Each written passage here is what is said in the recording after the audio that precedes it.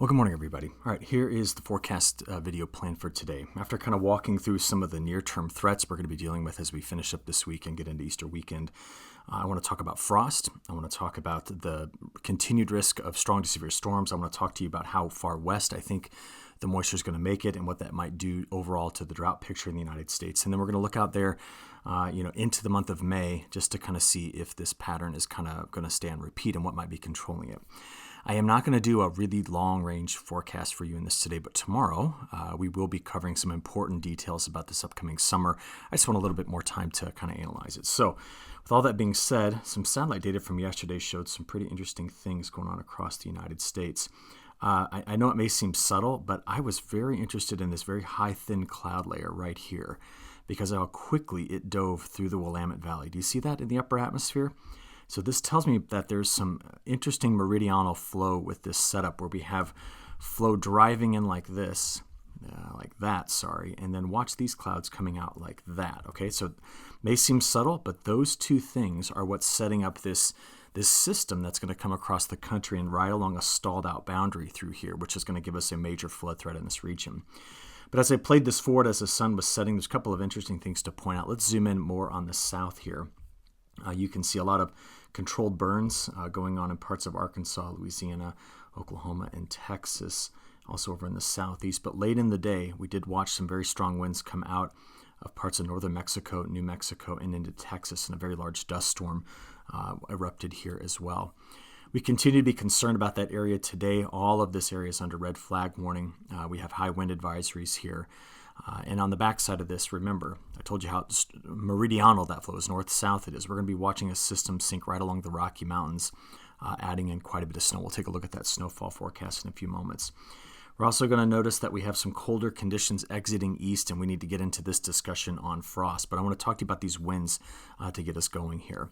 If we just look at the midday wind field, a lot of this is going to be very dry air pulled out from this direction, meeting Gulf air here.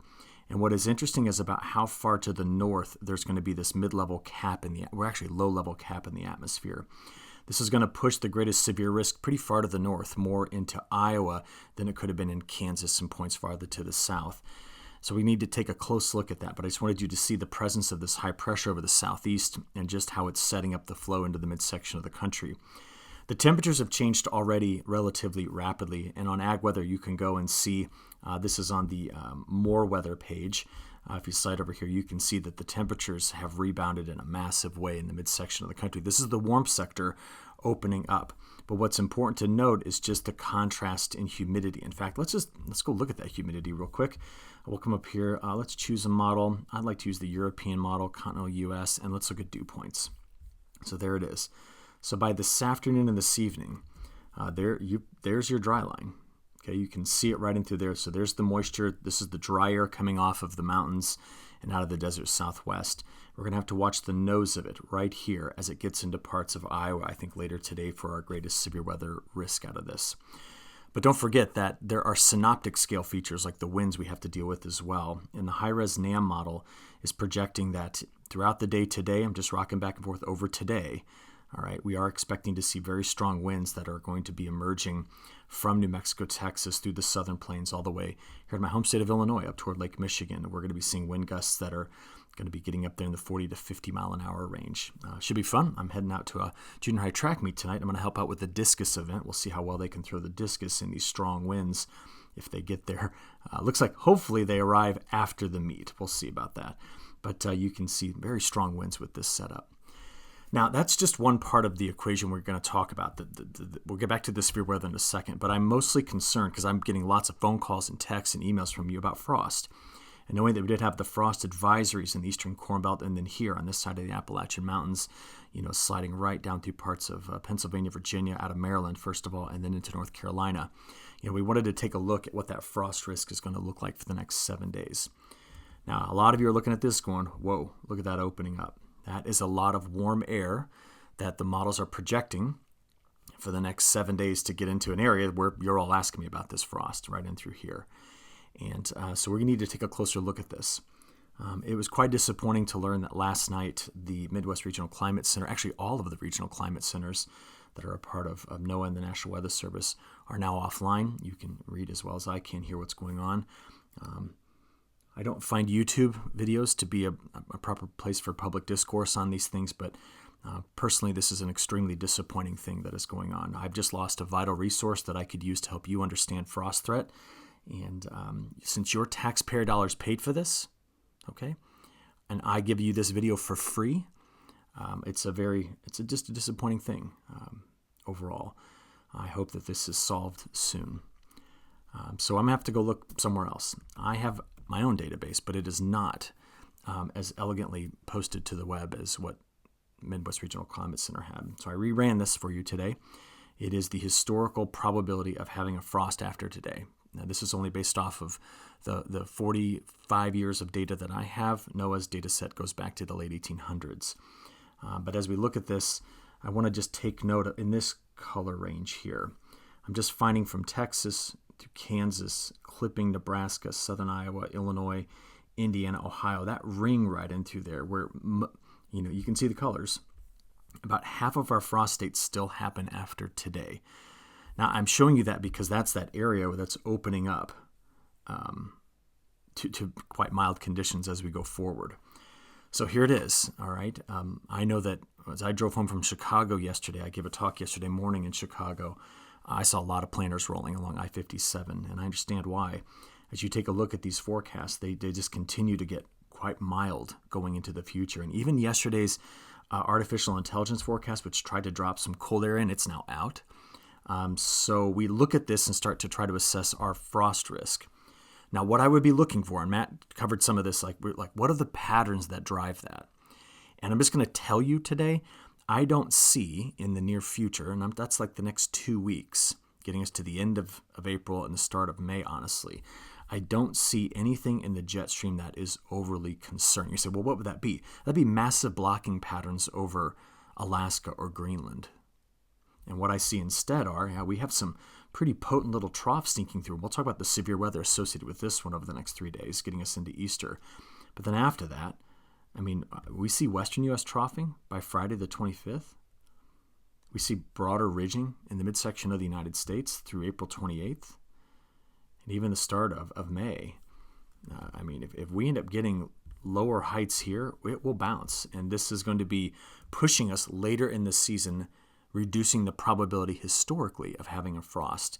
Once you get into early May, those numbers really start to change. And I'll continue to let you kind of see that on my maps. But this is not the kind of jet stream pattern that would have us overly concerned about major frost events in these areas that have cleared their typical frost risk.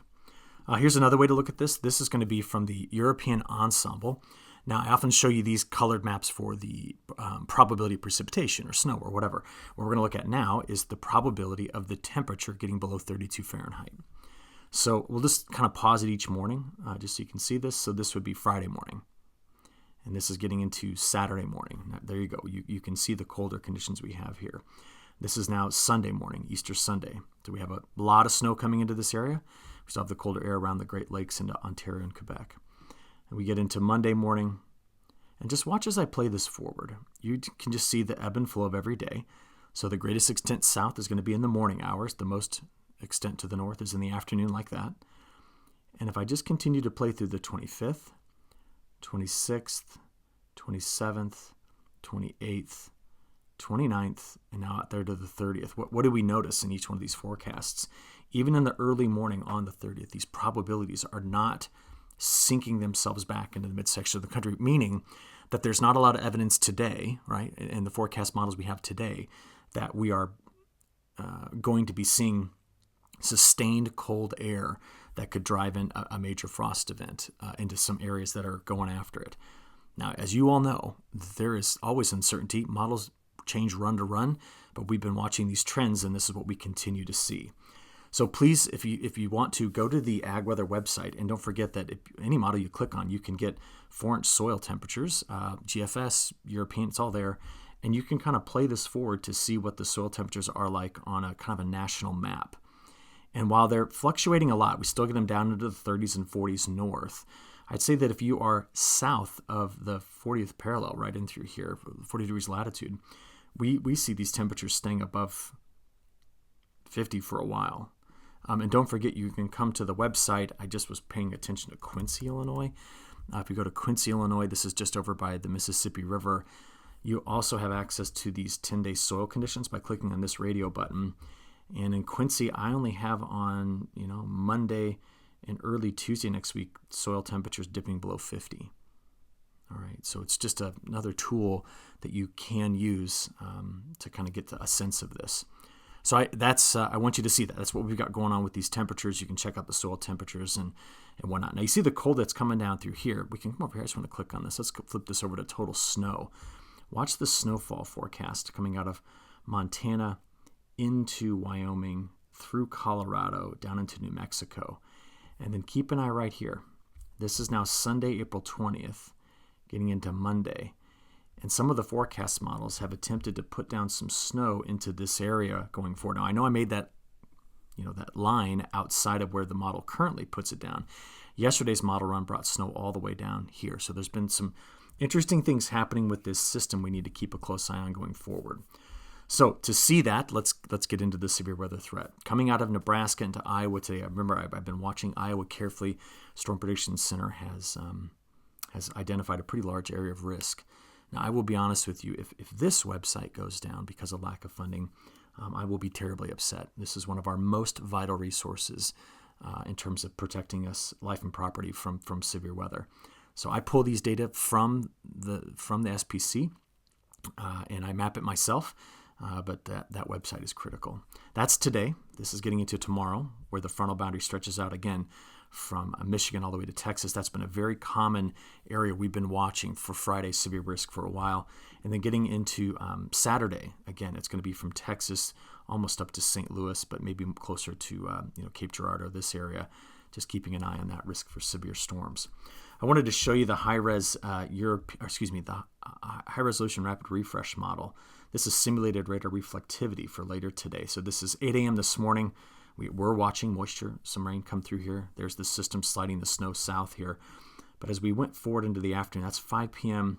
getting into toward this evening. I do not think the model has the timing right on this, so just so you know. But that was a bit nutty right there. So I zoomed in just to let you know you can do this as well on the website. As we played this through the Midwest, this is noon on Thursday. Scattered showers and storms out ahead of this setup.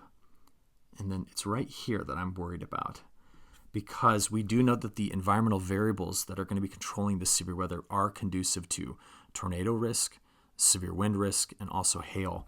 And to see the model toss out a supercell like that by this evening is quite concerning.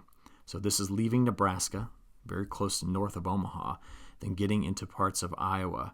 And I want to watch this very carefully, as I will also be watching the potential for a cluster of storms to the north of this as well, with some heavy rain. Now, this is, again, a model simulation where this will change, but it's just what it is doing is it's showing us that the models have taken in the environmental variables that have been observed this morning, and it's enough to get storms to spin and become discrete. So please be aware of that risk in central Iowa coming out of Nebraska later on today. All right.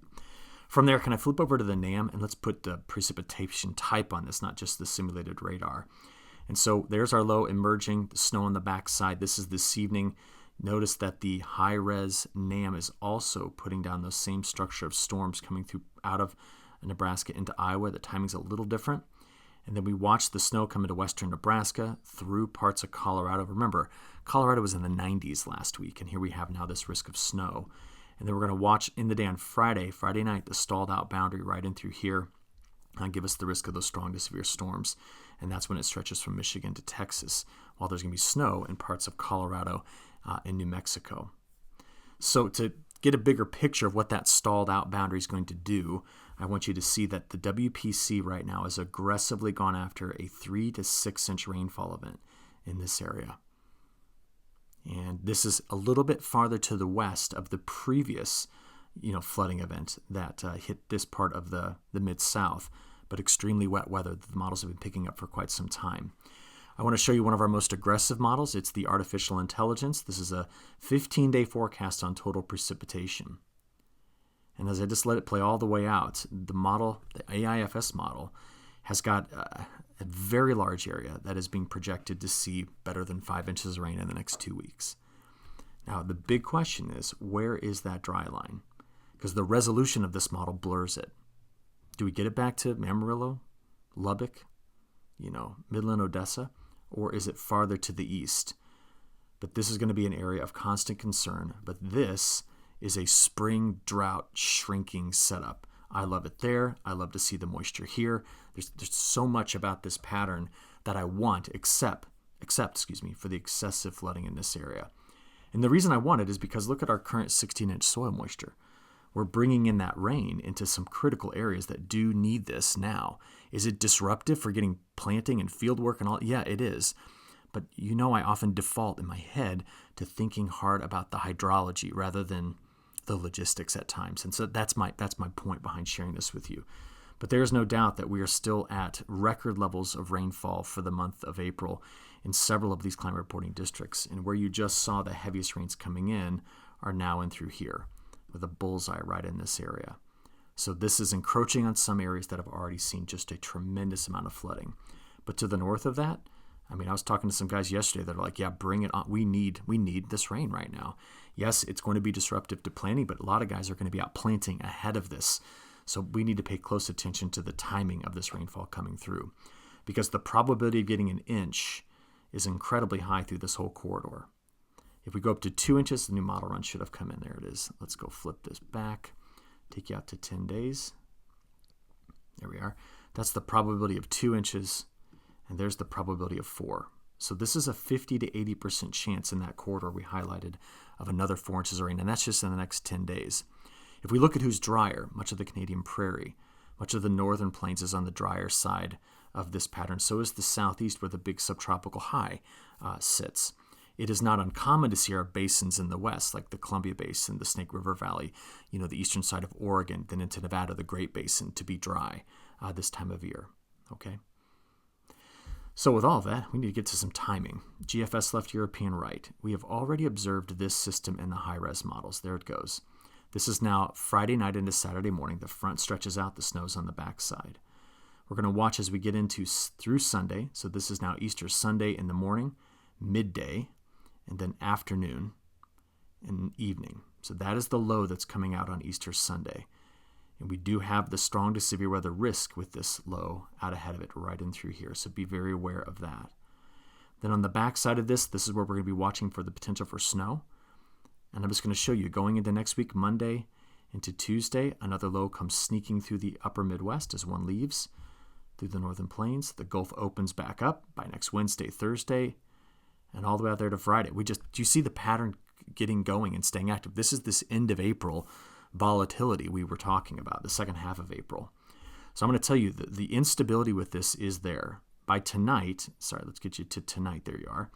We can clearly see this region has the instability. Watch the nose of this. This can be too much of a cap farther to the south, but the nose of this right in through here is where I'm most concerned tonight. Then just watch as I play it forward. You can see the Gulf instability Monday, Tuesday, Wednesday of next week. This is all to next Friday. The model is just opening up this corridor to the risk of a lot of strong to severe storms. And so we have this thought, if we just look here at total precipitation, this is now the high-res European model. There's going to be rain, and a lot of it. In fact, if we look at precipitation anomalies out 10 days, that's what you get. That's your 10-day precipitation anomaly forecast. I'm very curious what the soil moisture response looks like. Here is a 4-inch volumetric soil moisture, so you can only get a max of 50 on this. And what we're watching for here is the change. So keep an eye right here. We really start to see this increase quite a bit as we go forward in time. Now into week 2, all of our models kind of show something similar. See it? That's that instability building in to give us the severe weather risk.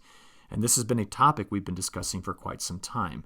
The Victor Cassini's maps at Northern Illinois University, again, show us week 2, Week 2, week 3, the pattern continues to stay destabilized. And as I've said all week long, this is climatologically consistent with this time of year. This is it. This is, late April through May is when we expect all of this to happen. This does not negate the risk of drought in July and August. It just doesn't. That can still happen even with all this spring moisture. But if we look out there, I also want to show you, kind of blow this up. This is the week 3, week 4 precipitation pattern. So still you see here and here more storms. Don't see major dry swaths in the Central Plains, but take a look at the temperatures from the model. So that is May 1 through May 7, May 8 through May 14. And again, more evidence that this pattern is warming up. One last thing to show you in terms of the longer range. This is the European model, extended forecast. So that's our next 7 days. This is getting out there fully into week 2. So there it is again. By week 3, the model loses some of its skill, honestly. This always happens. As we get into early May, we don't see strong patterns other than wetter here, maybe going back over to some drier risk there. I don't know. But I want to show you that, to show you that it's mostly the next 2 weeks that bias these 30-day outlooks we often give you, like this one. So when I show it to you out there, like, all the way out to May 25, do we just stay stormy in here? No, most of this is in the next 2 weeks. And I'll just be honest with you. The trend, let's take you back to May 21. The trend has been going drier here after the next 10 to 15 days. And just something to observe. We just need to continue to monitor it carefully. Okay. Temperature-wise, let's quickly do that. Let's go with the 7-day forecast. The European model, there you go, that's through May 10th. Continues to just pump in quite a bit of warmth into the plains as we get out there to the start of May. Again, another piece of this frost forecast. But I know Matt was talking about it this week with you. This is the thing that's a bit baffling to us. We just continue to see the model wanting to drop in like cooler air through mid-May. Now, mid-May, we're past our climatological last frost rates, meaning that this would be a new record-setting frost event for much of Kentucky, Ohio Valley. But I shouldn't even have said that. I don't buy it. I don't think it's there. Okay, so just something to consider here as we go forward. All right, I am prepping to give you a long-range forecast tomorrow that I hope you find interesting. And I'm going to be honest, there's something going on in the ocean temperatures that's quite interesting to me. There's been a trade wind surge here. And we've also seen a lot of cold water coming off of California. This is our target area to watch most carefully. We need to keep an eye on the ocean temperatures here for much longer discussion about hurricanes. But this cool water here, the possible reemergence of colder water there, the fact that it's here and extending into this area, as you can see, these continue to be recipes for giving us drought risk in 2 places. One is here, and the other is right over there. And I'm going to make a case for that again tomorrow. I need time. I got to think this through today so that I don't present something that's misleading. But what I'll finish with is a quick international update. We've talked extensively about the U.S. We are still raining on most of Brazil, save Rio Grande do Sul down to Uruguay in this section of Argentina. So this is some rain happening right on pollination for some of the safrinha crop or just ahead of it. We look across much of Europe. It's quite wet. Black Sea's a bit of a mixed bag. We come over to China after watching dry conditions in through here for weeks. We've now seen better rains coming into the Manchurian Plain, North China Plain, Yangtze River. The MJO, in my opinion, is parked over Indonesia. There's a big hurricane named Errol that's going to make a turn here. It was a Cat 4 hurricane yesterday, so we're watching that closely in Australia. But remember, when you're thinking about Australian ag, it's primarily here. Try that again. There, it lines this coast, and then it's in this corridor that runs up just like this. That's the main ag sectors. Not that there isn't ag outside of that, but those are the main areas we're watching. So I'm going to stop here and just hope you all have a good rest of your day. I will talk to you again tomorrow morning. And until then, you all have a good rest of your day. Be safe with the severe weather, please. And we'll just chat in the morning. Thanks.